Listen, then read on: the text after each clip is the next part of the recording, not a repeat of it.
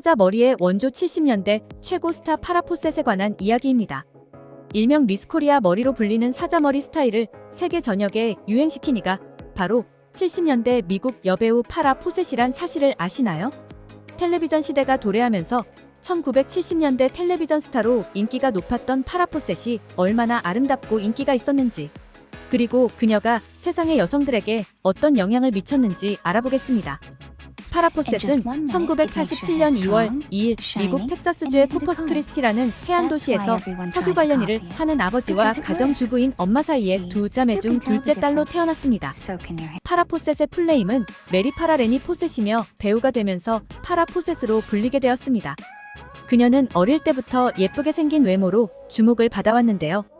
하도 많은 사람들이 그녀를 쳐다봐서 그녀는 사람들이 제발 자신을 쳐다보지 않았으면 하고 바랄 정도였다고 합니다. 학창시절 내내 가장 아름다운 여성으로 인기 폭발이었고, 오스틴에 있는 텍사스 대학 미생물학과에 입학하였지만 미술 구체적으로는 조각으로 전공을 바꾸었습니다.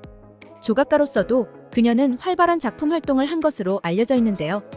또한 1학년 때 캠퍼스에서 가장 아름다운 10명의 여학생에 선정되었는데 신입생이 선정된 사례는 처음이었으며, 이후로 그녀의 사진은 헐리우드의 여러 에이전시로 보내졌습니다.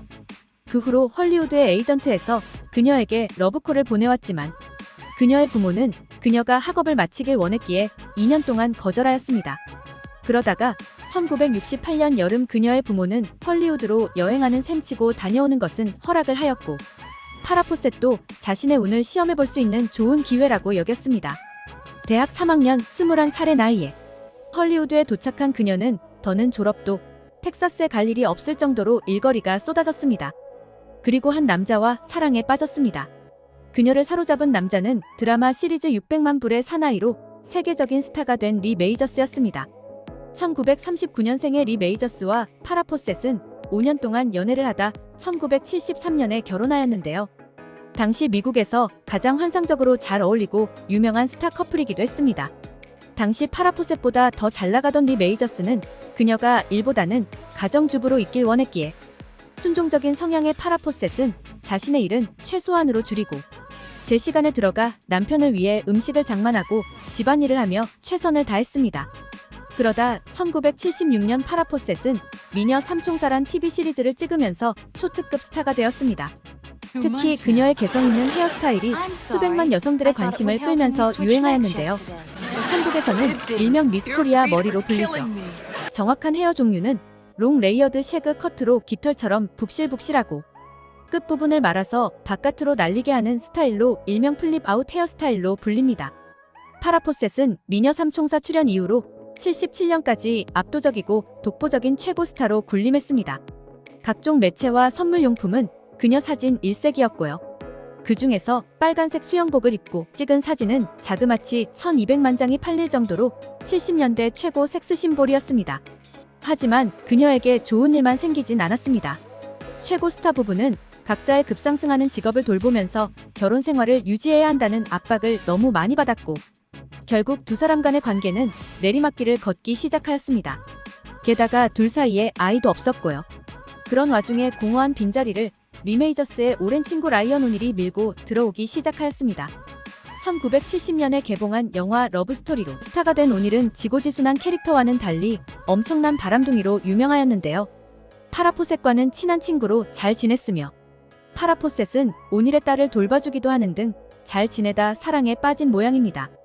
결국 1979년 파라 포셋과 리 메이저스는 헤어졌고 공식적인 이혼은 1982년에 했습니다.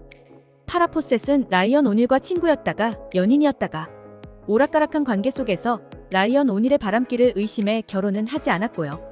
그런 사이 라이언 오닐은 2번 더 결혼하였습니다.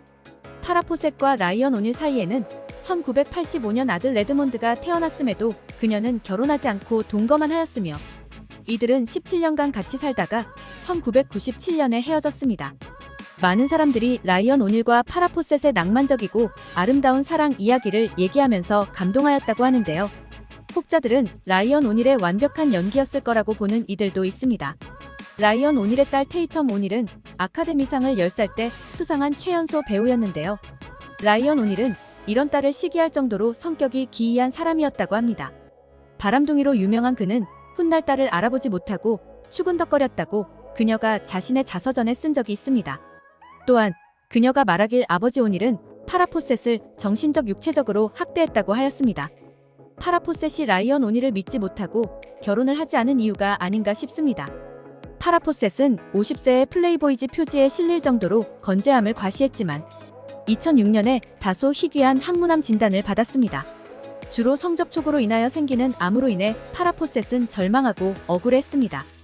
그녀의 언니도 2001년에 폐암으로 사망했기에 파라포셋은 자신이 유방암이나 다른 암에 걸릴지도 모른다는 생각을 했지만 항문암은 전혀 예상하지 못한 병이었습니다. 그녀는 최선을 다해 치료에 전념하였고 2007년 2월 2일 그녀의 60번째 생일에 암이 완치되었다고 하였습니다. 암을 이긴 그녀는 불확실성과 엄청난 고통 속에서도 희망을 잃지 않았다고 소회를 밝혔고 자신의 완치가 불행한 이들에게 희망이 되었으면 좋겠다고 말했습니다. 그러나 3개월 후 포셋의 암이 재발하여 간으로 전이되었다는 것이 밝혀졌습니다. 그녀는 미국에서 허용되지 않는 대체 치료를 하기 위해 독일로 날아갔습니다. 병에 맞서 싸우면서 그녀는 자신의 치료 과정을 다큐로 찍으면서 많은 사람과 고통과 슬픔을 공유했습니다. 그녀가 죽기 전 그녀의 91세 된 아버지는 그녀를 보기 위해 나라와 딸과 작별 인사를 하였고요. 그녀가 마지막으로 들은 소리는 하나뿐인 아들이 헤로인 소지 혐의로 수감되었다는 거였습니다. 그녀의 아들은 교도소 점프수트를 입고 수갑을 벗은 채 경비원의 보호 아래 침대에 누워있는 엄마에게 건들거리는 모습으로 엄마를 불렀지만 이미 그녀는 의식을 잃은 상태였습니다. 파라포셋은 2009년 6월 25일 62세의 나이로 마이클 잭슨과 같은 날 세상을 떠났습니다. 마이클 잭슨의 죽음이 워낙 파장이 컸기에 그녀의 죽음이 조용하게 느껴진 것은 사실입니다.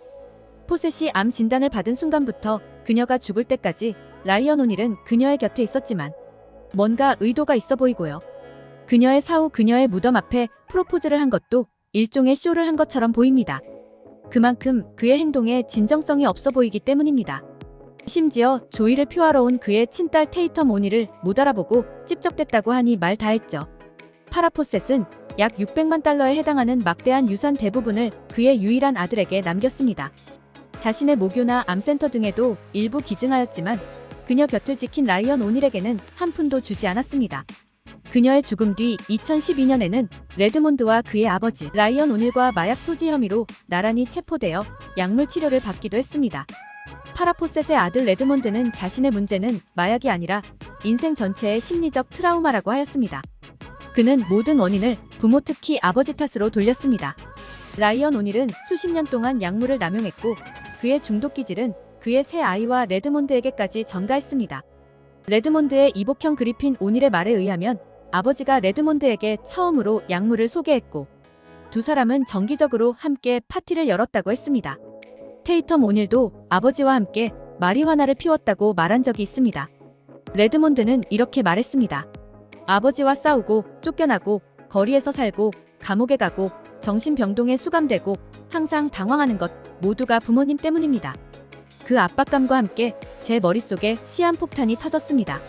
저는 이것 중 어떤 것도 요청한 적이 없고 어떤 관심도 원하지 않았습니다.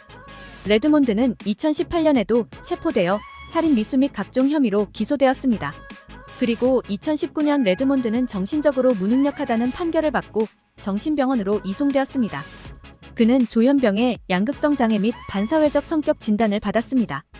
파라포셋이 하늘에서 사랑하는 아들을 보며 피눈물을 흘리고 있지 않을까 싶을 정도로 안타깝습니다. 시청해주셔서 감사합니다.